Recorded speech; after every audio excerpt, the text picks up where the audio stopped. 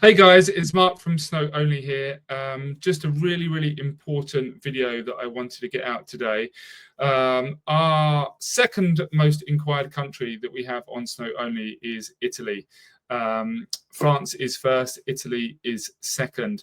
And there is actually, at the moment, there's a lot of inquiries for Cervinia. You would have seen I did a bit of a market analysis on it, where there seems to be real opportunity at the moment. But there are a few resorts in Italy that get a lot of inquiries. So what we've done, we've worked with one of our partners who are one of the biggest law firms in the world, and they have been generous enough to write us a beautiful guide to the Italian process of buying a property. So if you are interested in buying a property in Italy, actually it doesn't always have to be ski resorts, but we are in the ski industry. So if you are interested in buying a property in a ski resort in Italy, or anywhere else in Italy, you should read this guide. If this guide is enough to want to connect with the partners, there is a contact form at the bottom. Please let us know and we can make an introduction if you are considering purchasing a property in Italy. What I quickly wanted to do was just go through a few highlights of what is in this article, because it's quite a fair bit. So, buying property in Italy, a guide to the Italian conveyance process. So there's quite a lot to, I'm not going to read it out for you, but I will add the link below so you can have a read through yourselves. But the general points that we're trying to get to are, what are the general stages involved in buying a property in Italy, of course. Step 2, what is the scope of an initial offer or option agreement? 3, why are checks, legal and technical, on the property essential before entering into a binding agreement?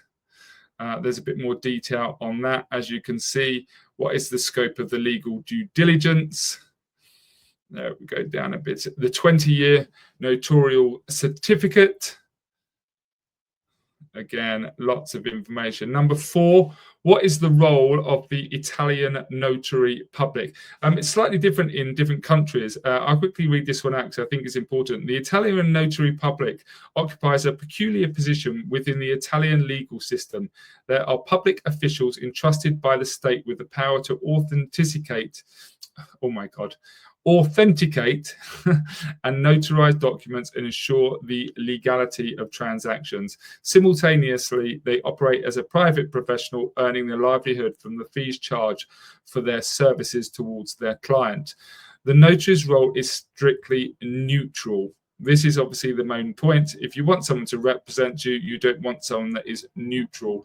While typically appointed by the buyer, who consequently pays the fees, the notary's duty is to serve both parties impartially, ensuring the legality and validity of transactions involved. So if anyone's advised you that a notary is working on your behalf, that is not the case. You do need a lawyer to be working on your behalf, especially for the due diligence process.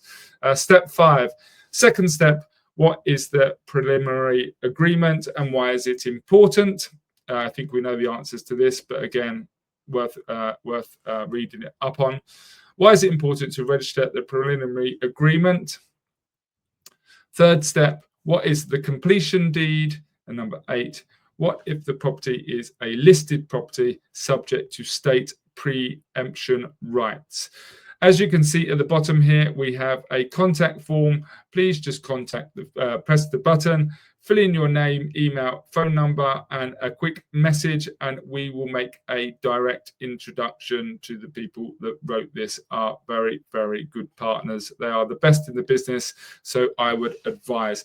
So, in summary, if you are interested in buying a property in Italy, especially a ski property through Snow Only, we have some excellent options of all property in Italy. We have some excellent partners, but it is advisable to speak to a legal professional before you purchase, or if you are considering to find out how you purchase. That's all for today. Cheers. Bye.